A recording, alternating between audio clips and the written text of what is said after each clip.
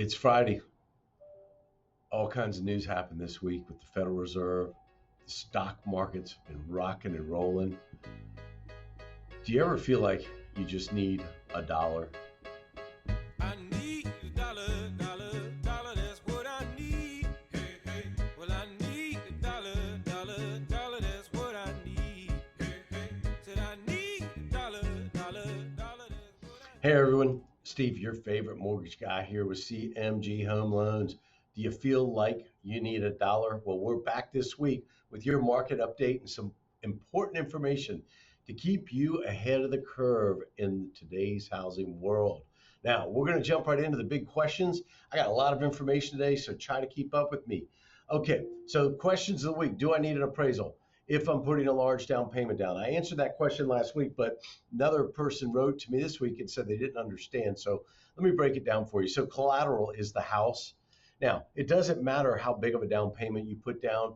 You know, a lot of the factors go into that, and these are automated AI decisions that determine that. So, for example, if it's new construction and there was never any previous value established other than the purchase price with the contract, doesn't matter how much you put down, you're always going to need an appraisal. If you're putting a large down payment down on a resale home, you may or may not need an appraisal. Depends on what the AI engine said. So hopefully that helps you. Is it time to refinance? Yes. Steve, do you do home equity lines of credit? Absolutely, I do. So guys, listen, if you need some money right now and you don't want to give up that 2, 3, 4% interest rate because you're still waiting for rates to come down, but you want to go ahead and save some money, go ahead, give me a call. Let me show you what I can do for you with the home equity line of credit. It's just typical interim financing, but it gets you over that hump. You can get rid of all that non-tax deductible debt you've got, but it also frees up your cash flow. Why all this spam calls from lenders and creditors? Because you know what? It's unbelievable what Congress did 5 years ago in signing off, or 4 years ago, and signing off on this trigger lead thing.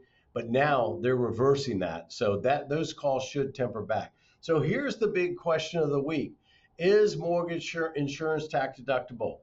The short answer is yes.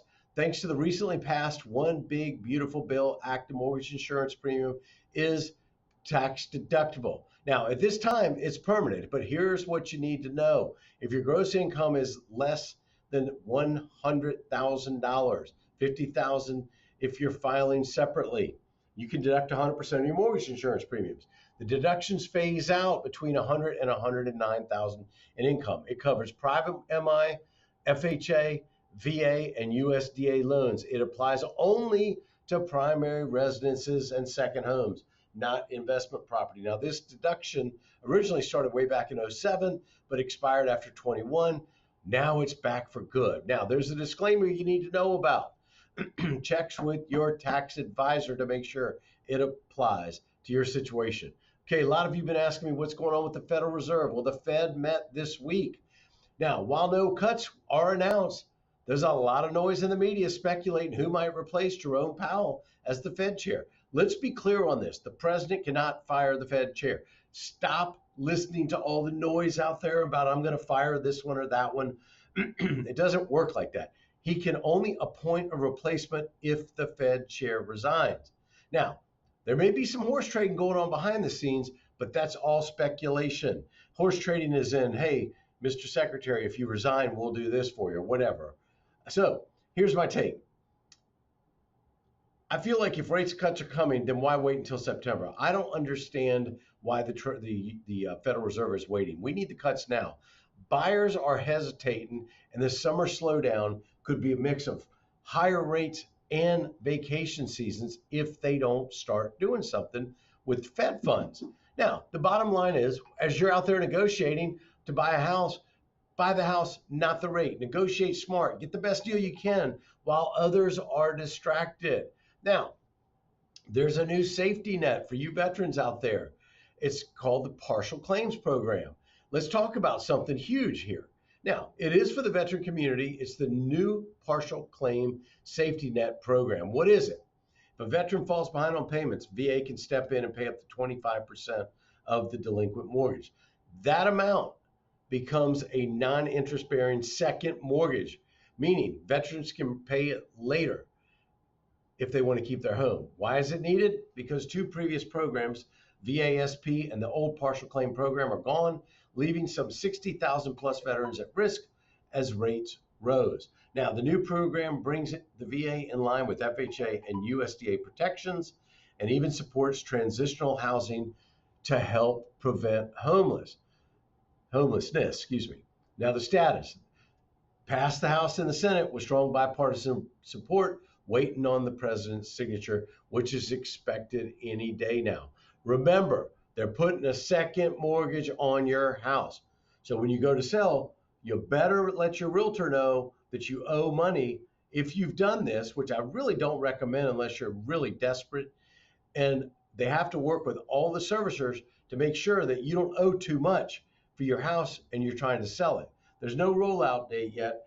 All the lawmakers support it. It's backed by the Mortgage Bankers Association, the Realtors Association, the VFW, the American Legion, Homeless Veterans Coalition, etc. Why does it matter? Because it prevents foreclosures, protects veterans' families, and it saves the taxpayers money.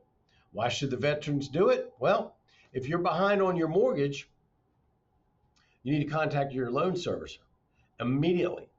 Now, if you don't, it could be a problem on your credit because it's going to impact it anyway, but you don't want your credit completely to tank.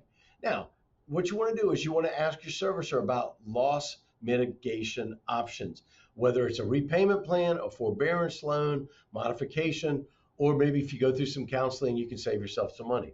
Once the new program rolls out, partial claims will be one more powerful tool to keep our veterans and our heroes in their homes. Now, guys, listen, let me tell you what we talked about real quick because I spoke fast. My script is short, and I want to make sure you guys are clear. The headlines right now are loud. Remember, the real opportunities are found if you read the story.